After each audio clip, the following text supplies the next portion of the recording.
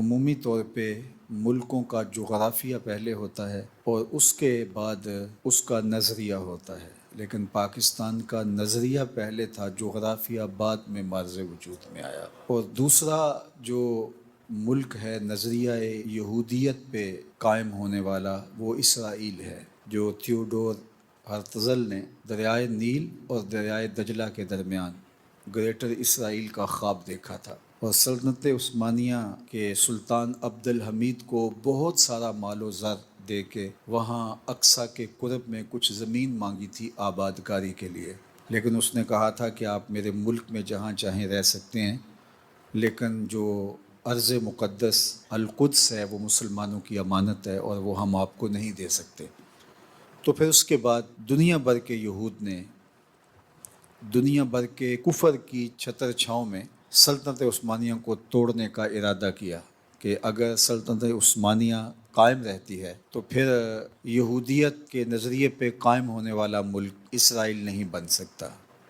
تو 1924 کے اندر پھر باقاعدہ سلطنت عثمانیہ ٹوٹ گئی، اور یہ وہ دن تھا جس دن ہم یتیم ہو گئے۔ آج جو ہو رہا ہے یہ کبھی نہ ہوتا اگرچہ کمزور خلافت بھی ہوتی۔ اور اس کے 24 سال بعد اسرائیل بالکل عربوں کے وسط میں قائم ہو گیا، اور یہ پورے کفر کی آشیرواد سے ہوا۔ مسلسل ان کی حکومت، ان کی گورنمنٹ، ان کے عوام اس نظریے پر دن رات محنت کر رہے ہیں۔ ان کے سکولوں میں کیا پڑھایا جا رہا ہے، پوری دنیا کو کوئی غرض نہیں ہے۔ اسلام دشمنی پڑھائی جا رہی ہے، پاکستان کی نفرت پڑھائی جا رہی ہے۔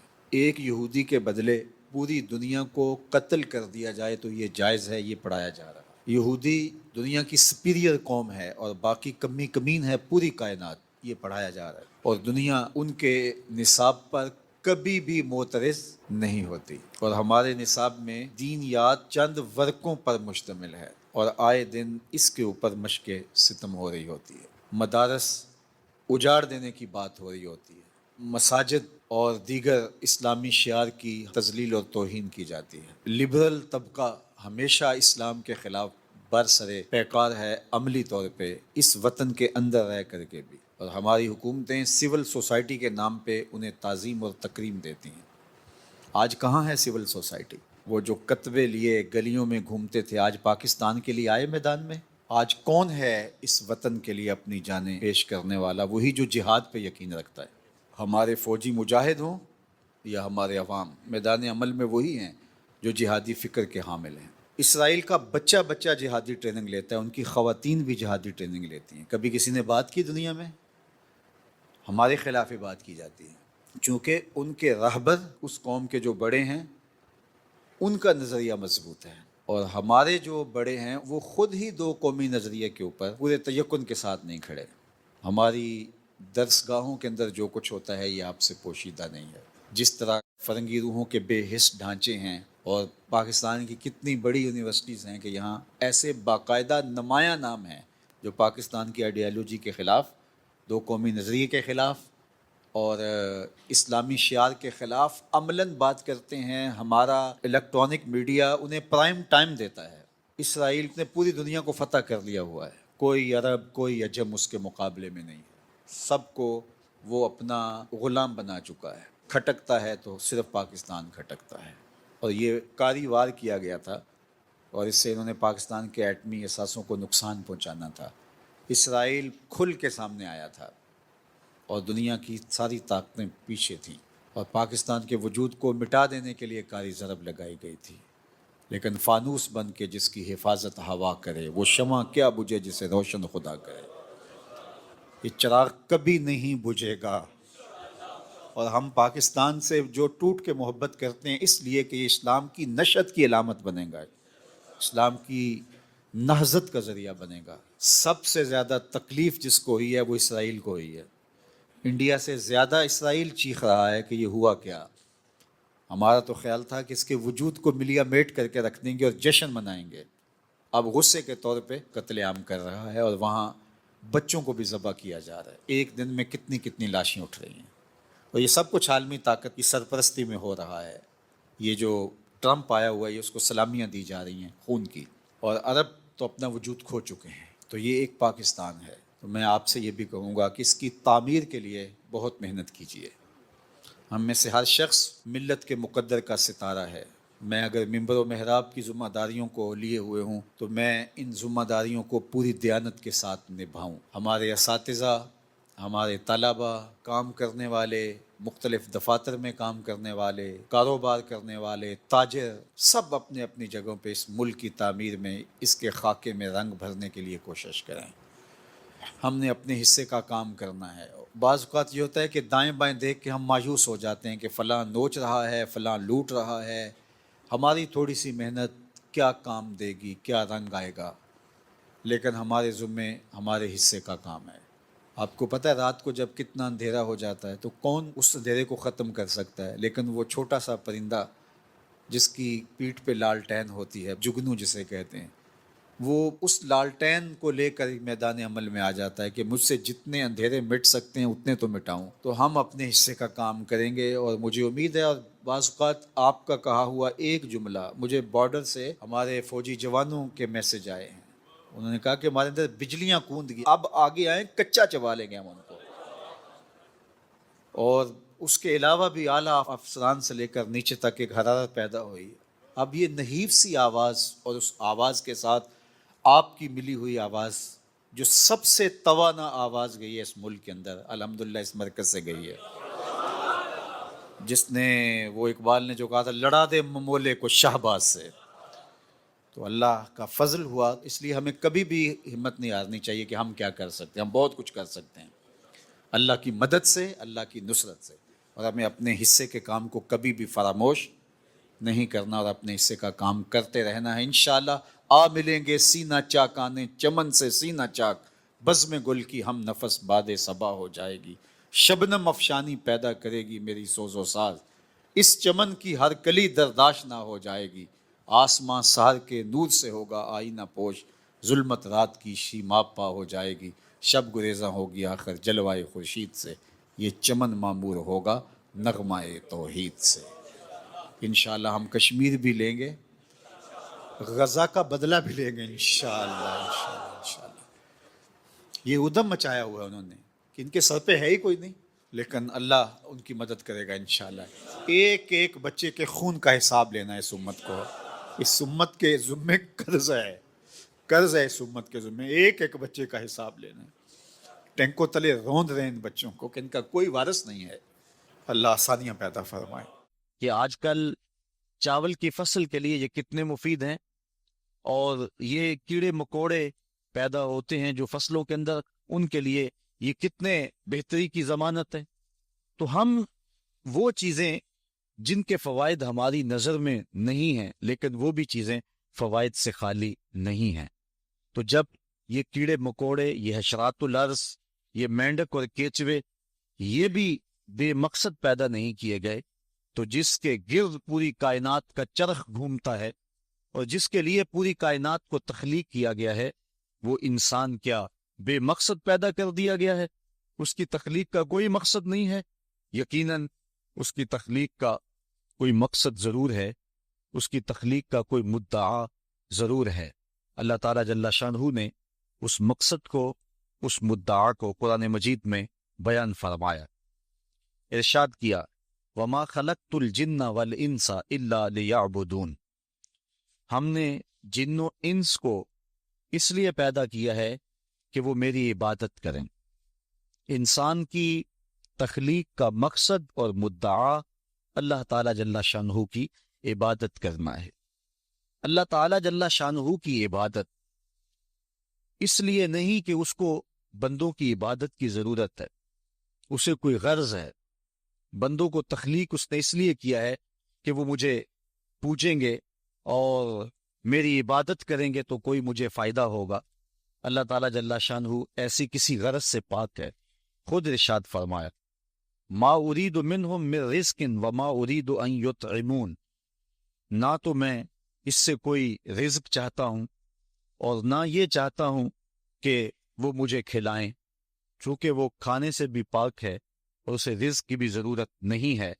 بلکہ ان اللہ هو الرزاق ذو القوۃ المتین، اس کی شان یہ ہے کہ وہ خود رزاق ہے، وہ پوری دنیا کو دینے والا ہے، اور وہ قوتوں کا مالک ہے، وہ رب جو خود قوتوں کا مالک ہے، جو متین ہے، ذو قوہ ہے اور رزاق ہے، اس کو غرض کوئی نہیں ہے، تو پھر بندوں کو حکم کیوں کیا گیا کہ وہ اس کی عبادت کریں؟ اصل بندے کے لیے کمال یہ ہے کہ وہ بندگی میں رہے، اور اس سے اس کے اخلاق رذیلہ ختم ہوں گے اور اس میں اخلاق حسنہ پیدا ہوں گے۔ اس لیے اس کو عبادت کا حکم دیا گیا تاکہ وہ اپنی زندگی کا جمال پا سکے۔ اگر وہ پوجا نہیں کرے گا، اللہ کی پرستش نہیں کرے گا، تو اللہ تعالیٰ جل شانہ کو کوئی فرق نہیں پڑتا۔ کائنات کی کوئی چیز نہیں ہے جو طوعاً اور کرہن اس کے حضور سجدہ ریز نہیں ہے، اس کی تسبیح نہیں بولتی۔ علماء نے لکھا کہ تمام درخت جو تم دیکھ رہے ہو یہ حالت قیام میں ہیں اور اللہ کی تسبیح بول رہے ہیں، اور درخت جب تک تسبیح بولتا رہتا ہے اپنے تنے پہ کھڑا رہتا ہے، اور جب تسبیح بولنا چھوڑ دیتا ہے تو کاٹ دیا جاتا ہے۔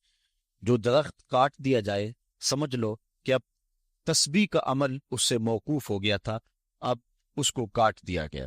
تو سارے درخت حالت قیام میں ہیں، چوپائے حالت رکوع میں ہیں، مینڈک حالت تشہد میں ہیں، اور حشرات الارض کیڑے مکوڑے یہ حالت سجدہ میں ہیں۔ اللہ تعالیٰ نے انسان کو جو عبادت دی نماز کی صورت میں، وہ ان تمام صورتوں کی جامع ہے، ان تمام عبادات کی جامع ہے۔ درختوں کا قیام بھی ہے، چوپایوں کی طرح رکوع بھی ہے، مینڈک کی طرح تشہد اور قعدہ بھی ہے، اور حشرات الارض کی طرح سجدہ بھی ہے، اس لیے کہ یہ انسان خلاصہ کائنات ہے اور تمام مخلوقات کا مقصود ہے، اور پوری کائنات کا چرخ اس کے گرد گھومتا ہے، اس لیے اس کی عبادت بھی تمام مخلوقات کی عبادات کی جامع ہونی چاہیے۔ اس لیے اس کو نماز کا حکم دیا گیا، اور یہ حکم ایک بار نہیں دیا، قرآن مجید کے اندر متعدد مرتبہ اسے نماز کا حکم نامہ دیا گیا۔ اس شخص سے بڑا بد نصیب کوئی نہیں جو اللہ کی حضور جھکنا نہیں جانتا۔ صبح سے لے کر شام تک کس کس کو سیلوٹ کرتے ہیں، روٹی کے چند ٹکڑے اور نوالے کمانے کے لیے کس کس سے ہنس ہنس کے بولنا پڑتا ہے، اور کس کس کے سامنے جو ہے وہ حاضر ہونا پڑتا ہے۔ ایک اللہ کے حضور نہیں جھکا جاتا جو کہ رازق ہے اور حقیقی مالک ہے۔ اللہ تعالیٰ جل شانہ نے قرآن مجید میں ایک مقام پہ ارشاد فرمایا، یا ایھا الناس اعبدوا ربکم الذی خلقکم، اے لوگو اللہ کی عبادت کرو۔ کیوں؟ ربکم، وہ تمہارا رب ہے۔ یا ایھا الناس اعبدوا ربکم، اپنے رب کی عبادت کرو، تمہاری تربیت کرنے والا ہے، تمہیں درجہ کمال تک پہنچانے والا ہے۔ یہاں صرف اہل ایمان کو حکم نہیں دیا گیا، یہاں پوری انسانیت کو اللہ کے حضور حاضر ہونے کا کہا گیا ہے، چونکہ وہ صرف اہل ایمان کا رب ہی نہیں ہے بلکہ وہ تمام کائنات کا رب ہے۔ سورۃ الفاتحہ اٹھائیں تو وہاں ارشاد ہوتا ہے، الحمدللہ رب العالمین، تمام خوبیاں اللہ کے لیے جو تمام جہانوں کا پالنے والا ہے۔ وہاں رب المسلمین نہیں کہا کہ صرف وہ اہل اسلام کا رب ہے، وہ تمام جہانوں کا رب ہے، پوری کائنات کا رب ہے، ہر شخص کو اس کی ضرورت کے مطابق باہم پہنچا رہا ہے، جو اسے مانتا اسے بھی دیتا ہے، جو نہیں مانتا اسے بھی دیتا ہے۔ کبھی ایسا نہیں ہوا کہ اس کی حضور کوئی سجدہ ریز نہ ہوتا ہو اور اس نے اس کے رزق کے دروازے بند کر دیے ہوں، سورج کو حکم دیا ہو اس کے گھر میں روشنی نہ بھیجنا، یہ میرے نافرمانوں کا گھر ہے۔ آپ 3 مہینے بل نہ دیں تو واپڈا والے آپ کا میٹر کاٹ دیں گے، آپ بل نہ دیں تو گیس والے آپ کا میٹر کاٹ دیں گے، ٹیلی فون کا بل نہ دے تو وہ تار کاٹ دیں گے، لیکن ساری زندگی کوئی اس کی حضور سجدہ ریز نہ ہو۔ کبھی اس نے چاند کو حکم نہیں دیا اس کے آنگن میں چاندنی نہ بکھیرنا، یہ میرے نافرمانوں کا گھر ہے۔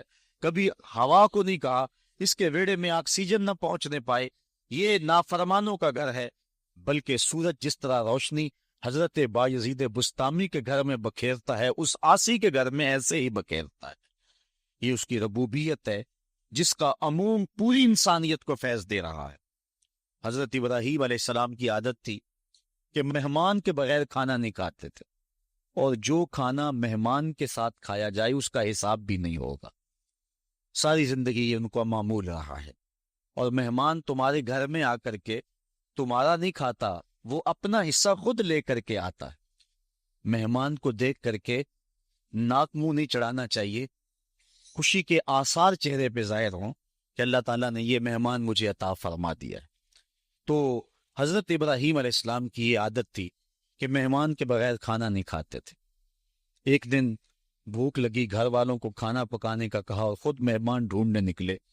ایک شخص کو جو کہ بوڑھا تھا لے آئے، دسترخوان پہ بٹھایا. کھانا جب لگ گیا تو اس کو کہا اللہ کا نام لے کے شروع کرو. اس نے کہا میں تو اللہ کو نہیں مانتا. آپ نے فرمایا کہ میں تیرے سے کوئی ربط، رشتہ اور تعلق نہیں رکھتا، اللہ ہی کے نام پہ تجھے کھلا رہا ہوں، تو میرے رب کا نام تجھے کم از کم لینا چاہیے. اس نے کہا میں تو بتوں کا پجاری ہوں اور روٹی کے چند ٹکڑوں کے لیے اپنے بتوں سے بے وفائی نہیں کر سکتا. آج لوگ چائے کی پیالی پہ دین بیچ رہے ہیں، لیکن دیکھیے وفا کی ریت نبھا گیا نا. اس نے کہا کہ میں بتوں سے بے وفائی روٹی کے ٹکڑوں اور چند لقموں کے لیے نہیں کر سکتا. حضرت ابراہیم علیہ السلام بولے جب تو اتنا غیرت مند ہے کہ میرے رب کا نام نہیں لیتا اور اپنے بتوں سے بے وفائی نہیں کر سکتا، تو پھر میرا بھی تو کیا لگتا ہے؟ اگر میرے رب کو نہیں مانتا تو میں تو کھانا اس رب کے نام پہ کھلاؤں گا. کھاتا ہے تو ٹھیک، نہیں تو تیری مرضی. وہ حضرت ابراہیم علیہ السلام کے دسترخوان سے اٹھ کے چلتا بنا. وہ گیا تو جبریل امین حاضر ہو گئے، سلام دیا، سندیسا سنایا. رب کہتا ہے اے میرے خلیل، تو نے میرا ایک بندہ ناراض کر دیا. یا اللہ، وہ تیرا بندہ تھا؟ وہ تو تیرا نام لینا گوارا نہیں کرتا تھا، اور تو فرما رہا ہے کہ وہ میرا بندہ تھا. ارشاد ہوا ابراہیم بتاؤ اس کی عمر کتنی ہوگی؟ یا اللہ 80 سال کے قریب ہوگی. کہا اتنا عرصہ ہو گیا نا میں اس کو رزق دے رہا ہوں، تم ایک دن نہیں کھلا سکے؟ اب حضرت ابراہیم اس کو ڈھونڈ رہے ہیں. وہ دور پہاڑ پہ جا چکا ہے. اس کے قریب پہنچے، کہا میاں کھانا ٹھنڈا ہو رہا ہے، جلدی آؤ. اس نے کہا ایک شرط ہے، تمہارے رب کا نام نہیں لوں گا. کہا نہ لینا آؤ. تو کہنے لگا لہجے میں اتنا گداز، اتنی نرمی کیسے آ گئی؟ تم تو کہتے تھے رب کے نام کے علاوہ کھلاؤں گا نہیں. کہا کہ اسی رب کا ہی تو پیغام آیا ہے کہ میں بھی اس کو دے رہا ہوں. اس نے کہا اگر تیرا رب اتنا اچھا ہے تو کھانا بعد میں کھائیں گے، پہلے اس کا غلام بنا لے مجھ کو. تو وہ رب ہے سب کا، ہمارا حق ہے کہ ہم اس کی پوجا کریں. تو اللہ تعالیٰ جل شانہ نے ارشاد فرمایا یا ایھا الناس اعبدوا ربکم، اپنے رب کی عبادت کرو. ایک تو وہ تمہارا رب ہے، اور پھر الذی خلقکم، اس نے تمہیں پیدا بھی کیا ہے. توجہ چاہوں گا، کتنی شان ہے کہ اس نے تخلیق بھی کیا اور پھر اس نے تمہاری تربیت بھی کی. جو تخلیق بھی کرے اور تمہاری تربیت بھی کرے، کیا اس کا حق نہیں ہے کہ اس کی حضور سجدہ ریزیاں کی جائیں؟ ساری زندگی انسان ماں کی خدمت کرتا رہے تو بتاؤ ماں کی خدمتوں کا بدلہ دے سکتا ہے؟ ماں کے پیار کا صلہ دے سکتا ہے؟ عرض کی گئی کہ میں اپنی ماں کو اپنے کندھوں پہ اٹھا کر کے حج کروایا ہے اور سائی اور کعبۃ اللہ کا طواف کرایا ہے، اور حالت یہ تھی کہ اگر چٹان کے اوپر گوشت کا ایک ٹکڑا ڈال دیا جاتا تو وہ بھی بھن کے کباب بن جاتا. اتنی گرمی کی شدت تھی. کیا میری ماں نے میری جو خدمت کی، میری کفالت کی، مجھے دودھ پلایا، مجھے جنم دیا، تو میں نے کیا ماں کی خدمتوں کا صلہ دے دیا ہے؟ تو جواب آیا تو نے ابھی اس کی ایک مسکراہٹ کا بدلہ بھی نہیں دیا. ماں جب ہنس کے دیکھتی ہے تو جنت کی ساری کلیاں کھل اٹھتی، اور بیٹے کی زندگی ماں کے اس ہنسنے سے جو ہے وہ عبادت ہوتی ہے.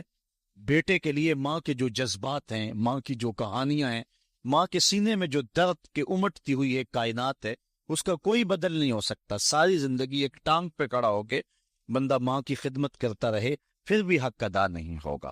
ماں ماں ہوتی ہے. اللہ تعالیٰ جل شانہ نے اس کو وہ درجے عطا فرمائے. بیٹے کے ساتھ جو پیار ماں کرتی ہے بھلا کوئی کر سکتا ہے؟ کوئی اتنی محبت دے سکتا ہے جتنی ماں محبت دیتی ہے؟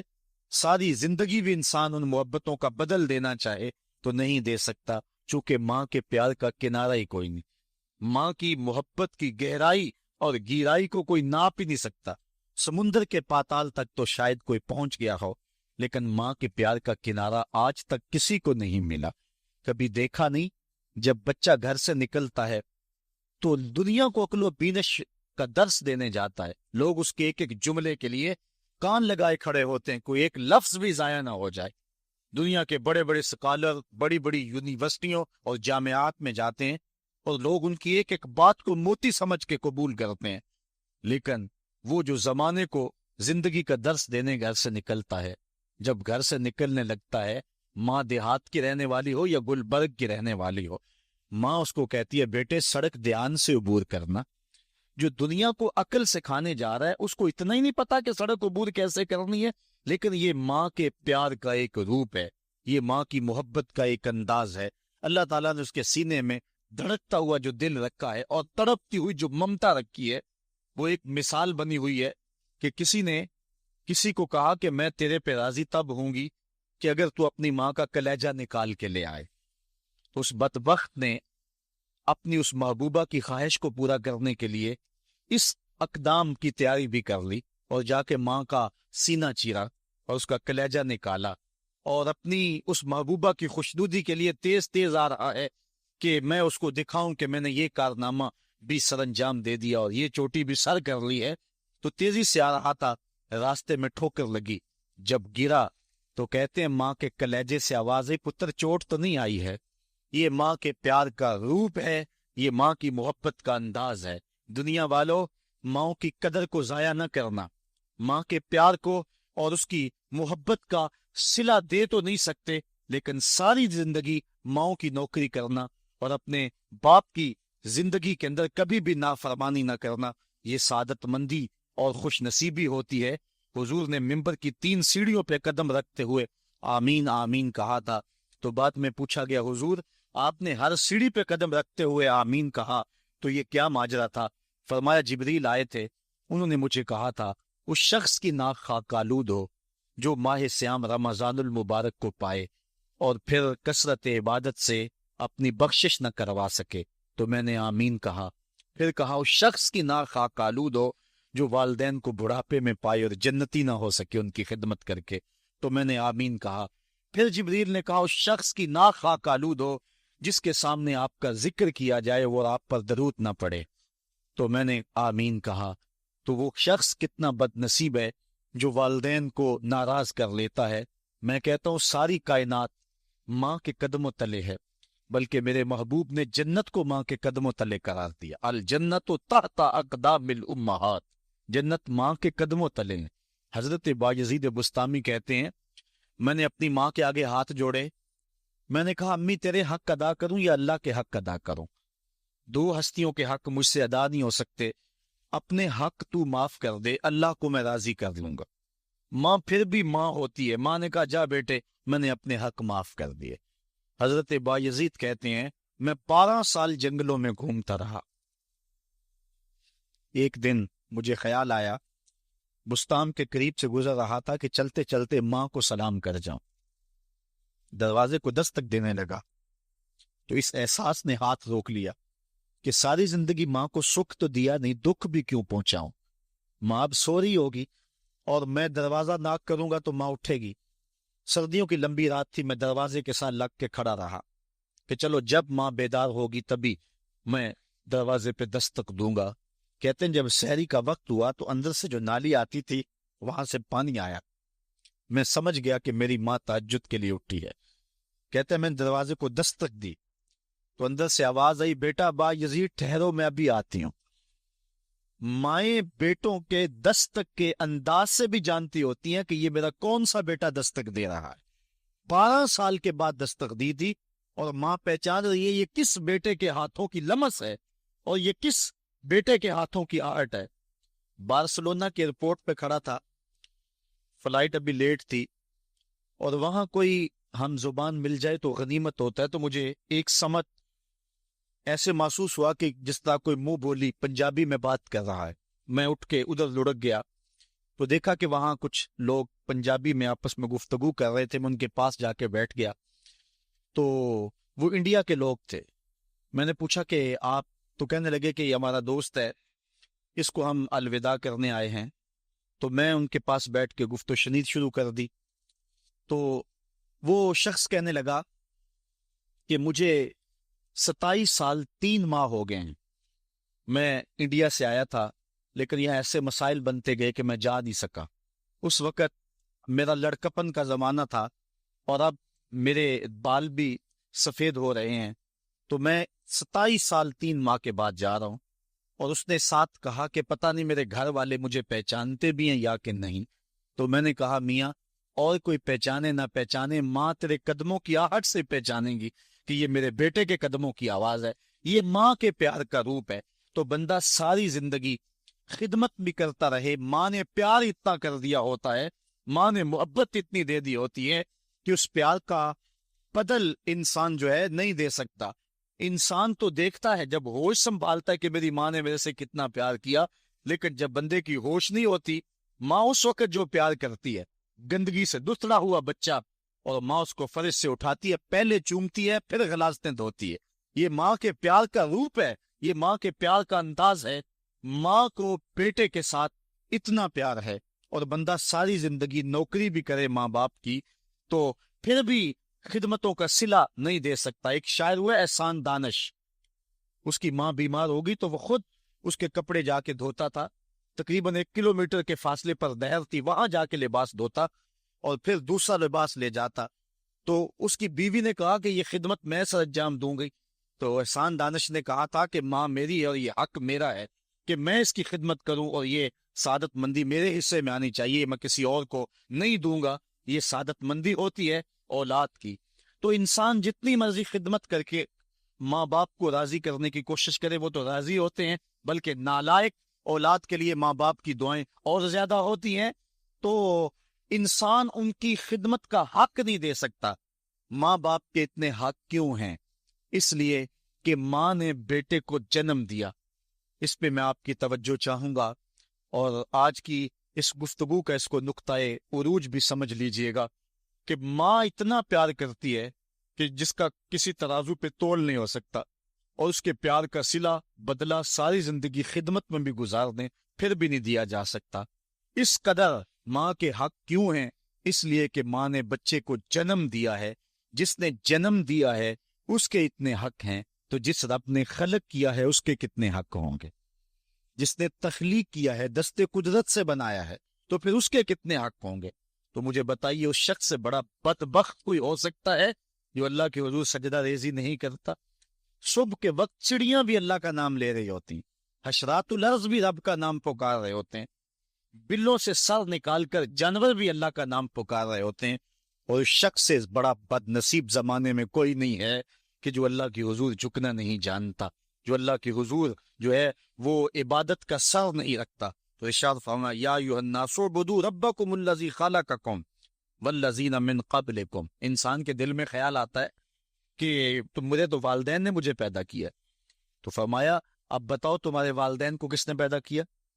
اگر کہو کہ ان کے والدین ہیں تو ان کو کس نے پیدا کیا؟ پھر ان کو کس نے پیدا کیا؟ بات حضرت آدم علیہ السلام تک چلی جائے گی کہ حضرت آدم علیہ السلام کو کس نے پیدا کیا؟ تمہیں ماننا پڑے گا، انکار نہیں کر سکو گے کہ وہ رب ہے جو تمہیں پیدا کرنے والا ہے۔ ماں کے رحم کے اندر کون نقش و ونگار دینے والا ہے؟ کس نے گوشت کے لوتھڑے کو بولنا سکھایا ہے؟ کس نے چشم خانوں کے اندر روشن چراغ رکھ دیے ہیں؟ اور کس نے سر کے اندر ایک نشیط اور روشن دماغ رکھ دیا ہے؟ کس نے ہاتھوں کو پکڑنے کی قوت دی اور کانوں کو شنوائی کی طاقت دی؟ اور کس نے جو ہے وہ سونگھنے کی قوت اور قوت شامہ ناک کے نتھنوں کے اندر رکھ دی؟ کون ہے جو ٹانگوں میں زور پیدا کرتا ہے؟ کون ہے جس نے چھاتی کو طاقت دی؟ کون ہے جس نے انسانیت کو آسن تقویم بنایا؟ انسان، کیا تیرا حق ہے کہ مسجد کے قریب سے تو گزر جائے اور اللہ کا نمائندہ پکار رہا ہو حی علی الصلاۃ حی علی الفلاح، آجا نیکی کی طرف، آجا نماز کی طرف، اور تو جو ہے وہ اس کو سننے کے باوجود گزر جائے؟ ایسا ہو سکتا ہے کہ تو اس کے حضور آئے نہ، حاضر ہی نہ ہو؟ یہ بد نصیبی نہیں تو اور کیا ہے؟ اللہ تعالیٰ جل شانہ ہمیں اپنی عبادت کی توفیق نصیب فرمائے، اور یہ سعادت مندی ہے۔ اب عبادت کسے کہتے ہیں؟ عبادت کے کئی مفاہیم ہیں۔ ایک عام مفہوم عبادت کا پوجا اور پرستش کرنا ہے، اور یہ اللہ کے علاوہ کسی کا حق نہیں ہے۔ اللہ ہی کی پوجا کی جائے، اور کوئی اس بات کا استحقاق نہیں رکھتا کہ اس کی پوجا پاٹ کی جائے، ایک خدا کو پوجیں گے۔ دوسرا عبادت کا مفہوم یہ ہے اطاعت و فرما برداری۔ بندے کے لیے جمال اور حسن ہی بندگی ہے، وہ اللہ کے حضور اپنا سر جھکائے اس طرح کہ جو اس کا حکم ہے اس کو بجا لائے، وہاں سے سر نہ پھیرے اور اس میں اپنی عقل، اپنی سمجھ، اپنے فہم و ادراک کے گھوڑے نہ دوڑائے، بس اس کے حکم کو ہر صورت کے اندر قبول کرے۔ اور تیسرا مفہوم جو ہے وہ بندگی اور غلامی کے معنی میں ہے۔ بندگی اور غلامی کے معنی میں عبادت ہے کہ بندہ اس کا جو ہے وہ اس طرح غلامی کا حق نبھائے جس طرح غلام کو آقا کی کسی بات پہ کوئی اعتراض نہیں ہوتا۔ تو ہزاروں آقا اللہ تعالیٰ جل شانہ کے جو ہے وہ فرامین اس کے پابند ہیں، اور بندہ اس کا کیوں پابند نہ ہو؟ جن کو دنیا آقا مانتی ہے وہ بھی ان کے حضور کھڑے ہوئے ہیں، تو پھر اس کی بات کو کس انداز سے بندہ ٹالے؟ اور آج اس دنیا کے اندر آپ کہیں ملازمت کرتے ہیں، 8 گھنٹے کی ڈیوٹی دینا ہوتی ہے، ان 8 گھنٹوں کے اندر آپ کا مالک آپ کو بلائے، صرف 8 گھنٹوں میں ایک عارضی ملک آپ کے اوپر رکھتا ہے، تو آپ دوڑ کے جاتے ہیں کہ نہیں جاتے؟ آپ کے مہمان بھی آپ کے پاس بیٹھے ہوں اور آپ چائے بھی ان کو پلا رہے ہیں، لیکن باس بلا لے آپ کو اور وہ گھنٹی دے، تو آپ بیل پہ سب کو چھوڑ کے بھاگتے ہیں کہ نہیں بھاگتے؟ مہمانوں سے بھی معذرت کرتے ہیں، مجھے باس نے بلایا، آپ دوڑتے جا رہے ہیں۔ یار ایک دنیا کا باس بلائے تو مہمانوں کو چھوڑ کے، چائے کو چھوڑ کے، مرغن غذاؤں کو چھوڑ کے، سب کو چھوڑ کے بھاگ جاتے ہیں، اور رب کا نمائندہ پکارے حی علی الصلاح اور حی علی الفلاح، جو بندہ اس کے حضور نہ جائے کتنا بڑا بد نصیب ہے، کتنی بد نصیبیاں اس کا مقدر ہیں کہ جو اس کے حضور۔ لیکن یہ اللہ تعالیٰ جل شانہ کی رحمت کی عمومیت ہے۔ اگر آج 8 گھنٹے کے لیے آپ کہیں ڈیوٹی کرتے ہیں، وہ آپ کو آواز دے اور آپ نہ جائیں، تو وہ آپ کی نوکری ختم کر دے گا، آپ کو سخت سرزنش اسی وقت کرے گا، یا پھر آپ کو فارغ کر دے گا۔ لیکن اللہ تعالیٰ جل شانہ اس کی نافرمانی پہ نافرمانی کرتے رہیں، کبھی اس نے رزق کے دروازے بند نہیں کیے، بلکہ جو نہیں مانتے ان کو اور زیادہ دے رہا ہے، کیونکہ ان کا حصہ صرف دنیا پہ ہی ہے نا، آخرت میں تو حصہ ہی کوئی نہیں ہے۔ بلکہ فرمایا اگر مسلمانوں کی دل جوئی کا لحاظ نہ ہو تو میں کافروں کے گھروں کی سیڑھیاں بھی سونے اور چاندی کی بنا دوں۔ لیکن یہ کہیں گے ہمیں تو زیادہ ہی رگڑ دیا گیا ہے، چونکہ انہوں نے دنیا کو دیکھا ہے، آخرت ابھی دیکھی نہیں ہے، ورنہ جو ان کے لیے آخرت میں رکھا گیا ہے، دنیا کی کوئی شے ان کے نزدیک حیثیت ہی نہ رکھے۔ بلکہ حدیث میں آتا ہے، صاحب مشکات نے اس کو لکھا کہ دنیا کے اوپر جس کو سب سے زیادہ تکلیفیں پہنچی ہوں گی وہ جنت میں لے جایا جائے گا، اور ایک مرتبہ جنت میں جو ہے وہ داخل کر کے نکال دیا جائے گا، اور کہا جائے گا کہ بتا دنیا کے اوپر تجھے بڑی تکلیفیں پہنچی؟ وہ کہے گا یا اللہ مجھے تو کوئی تکلیف پہنچی ہی نہیں ہے۔ جنت کی صرف آب و ہوا سارے دکھ ختم کر دے گی، اور جس نے تخت و تاج پہ بیٹھ کے بھی زندگی ساری گزاری ہو، حدیث میں آتا ہے اس کو جہنم میں ایک ڈبکی لگائی جائے گی، اور پھر اس کو کہا جائے گا بتا تو دنیا کے اوپر کوئی راحت پائی ہے؟ وہ کہے گا مالک دنیا کے اوپر میں نے کوئی سکھ دیکھا ہی نہیں ہے۔ ایک غوطہ جہنم کے اندر دیا جائے گا، دنیا کے سارے سکھ ہی بھول جائے گا کہ میں وہاں بادشاہ ہوا کرتا تھا، میں وہاں حکمران ہوا کرتا تھا، میں دنیا کے اوپر جو ہے وہ اوباما تھا، میں دنیا کے اوپر بش تھا، میں دنیا کے اوپر پوری دنیا کو میں نے جو ہے وہ ریوڑ کی طرح آنکا تھا اور انسانیت کا قتل کیا تھا، میری رونت اور میرا تکبر دنیا کو چکا دیتا تھا۔ اس کو کوئی شے اور اپنی کوئی آکڑ اور کوئی بات یاد نہیں رہے گی، صرف ایک ڈبکی کی بات ہے۔ اور جس نے دکھ پہ دکھ کاٹے، غربت، تنہائی، دکھ، اذیت، مصائب، آلام، مشکلات، لیکن ایک بار جنت سے گزار کر کے جنت کی صرف آب و ہوا ہی سنگھائی جائے گی، تو اس کو کہا جائے گا بتا دنیا کے اوپر تجھے کوئی دکھ پہنچا؟ وہ کہے گا میرے رب دنیا پہ مجھے کوئی دکھ نہیں پہنچا۔ اب بتائیے کہ اللہ کے حضور ہم حاضر ہوں یا کہ دنیا کوئی منشا و مقصود بنا لیں؟ ہماری زندگی کی ڈگر کیا ہونی چاہیے؟ پہلی بات تو یہ ہے کہ جنت کے مقابلے میں اس دنیا کی حیثیت ہی کوئی نہیں، اور دوسری بات اگر دنیا کے اوپر ہم عزتیں، سرخرویاں جس کو ہم سمجھتے ہیں یہ سرخرویاں ہیں، وہ پا بھی لیں تو وہ کتنا کو ایسا ہے، پھر اس کا حساب بھی تو ہم نے دینا ہی دینا ہے۔ اس لیے ہم دیکھ لیں، جتنا برداشت کرتے ہیں اس کے مطابق جو ہے وہ ہم چلیں۔